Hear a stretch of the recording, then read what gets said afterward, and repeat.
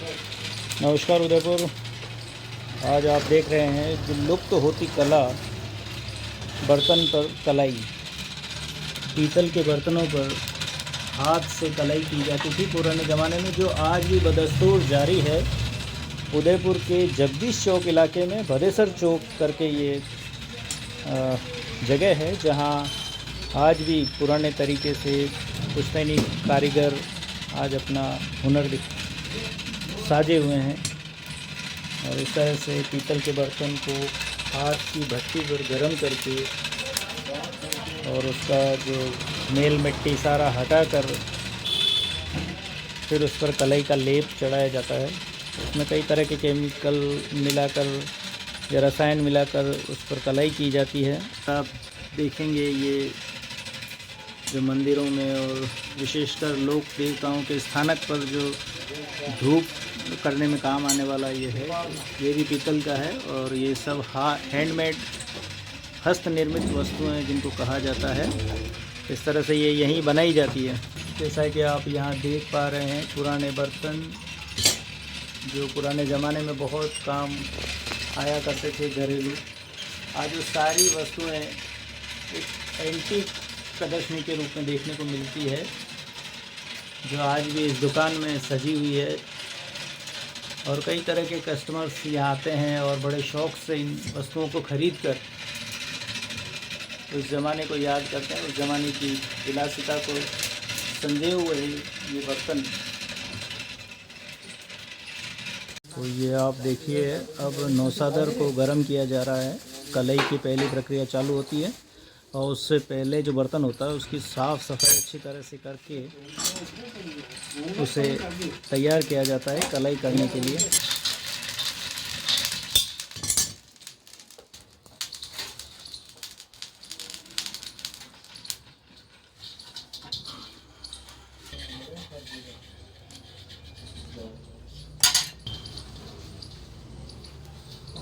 और इस तरह से फाइनल टच देते हुए कलाई को बर्तन को गर्म करके नौसादर के साथ ये एक कुछ लगाया जाता है। और इस तरह से बर्तन पर ये कलाई एक स्टील की चमक जैसी चमक आ जाती है। और ये पूरा पीतल का बर्तन एक अच्छी सी चमक लिए हुए आपके सामने आ जाता है। इधर आप देख सकते हैं कि पुश्तैनी कार्य को किस तरह से ये दूसरी पीढ़ी आगे बढ़ाते हुए, इधर पिताजी स्टील के बर्तन पर कार्य करते हुए, इधर अपनी पुश्तैनी कला को साधे हुए।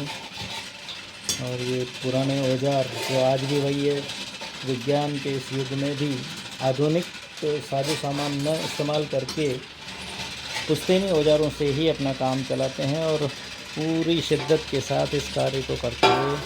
कभी कम कभी ज़्यादा ये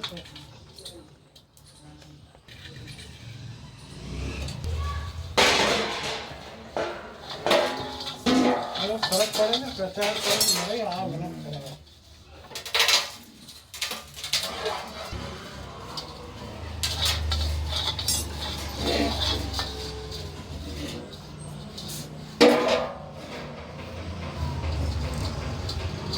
और ये अंतिम चरण पूरा कलाई करने का, और पीतल के बर्तन को स्टील की तरह चमका दिया है आप।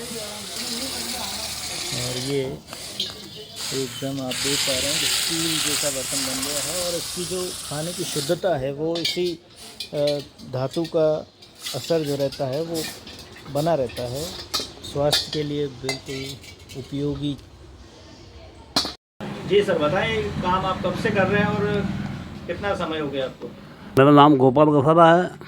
भदेसर का चौक, जगदीश चौक के पास में मकान है मेरा।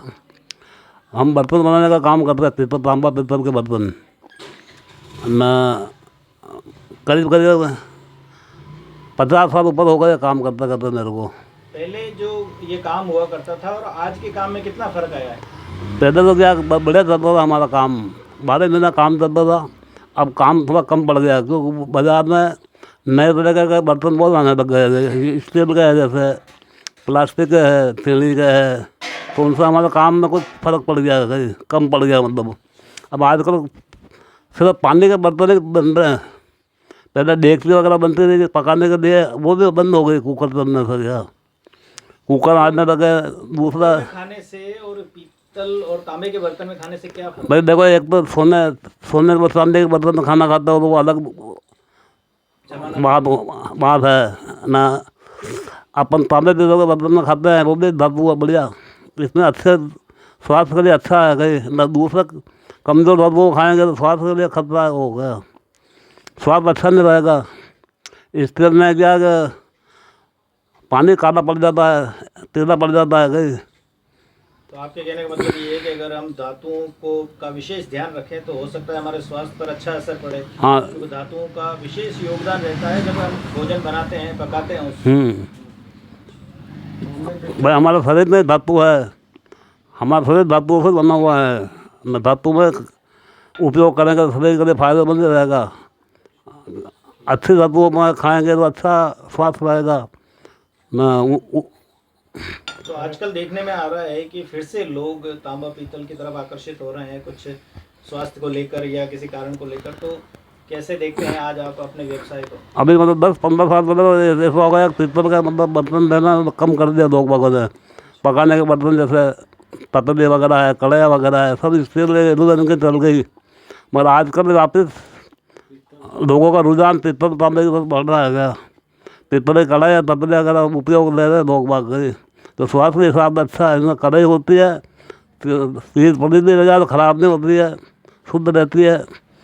क्या जी सर, बताएं आपका परिचय बताएं। सुरेंद्र कसारा।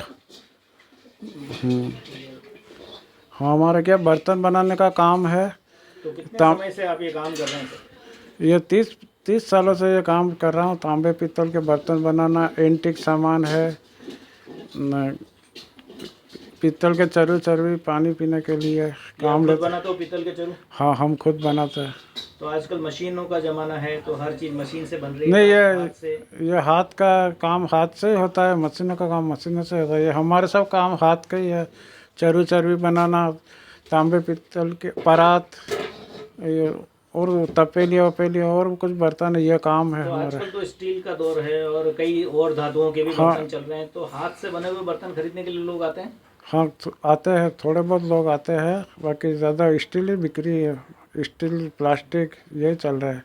तो आप दूसरी पीढ़ी है ये काम करते हुए, आगे आपके बच्चे क्या ये काम में इंटरेस्ट? हाँ, देखो अब हमारे बच्चे अगर क्या सीखने की उनकी इच्छा है या नहीं है? थोड़ी बहुत तो है इच्छा। अच्छा है। तो हमारा भारत का सबसे पुराना हुनर है ये। हाँ, जो इसको सहेज कर आप चल रहे हैं और चाहते हैं कि भाई बच्चे भी सीखें और इसको आगे बढ़ाएं। तो सरकार की तरफ से क्या कभी आपने इस पर कोई काम किया है या? नहीं, सरकार का हमारे काम की तरफ कोई ध्यान सहयोग नहीं है। तो क्या चाहते हैं आप, सरकार भी इस लुप्त होती कला को सहयोग करे? करे तो अच्छी बात है, सहयोग करे हमारे लिए तो सरकार। अभी तो कुछ नहीं है, सब इसमें चला था गुजरात। कोई योजना की भी जानकारी है कि इसमें किसी तरह का कोई अनुदान वगैरह या किसी तरह की कोई सरकारी योजना आपको मिल सकती है? योजना तो अब लोन रे अप्लाई करो तो माने बर्तन का काम में नहीं मिलता। लोन भी नहीं मिलेगी, सरकारी सहायता आपको नहीं मिल सकती? नहीं मिल सकती है।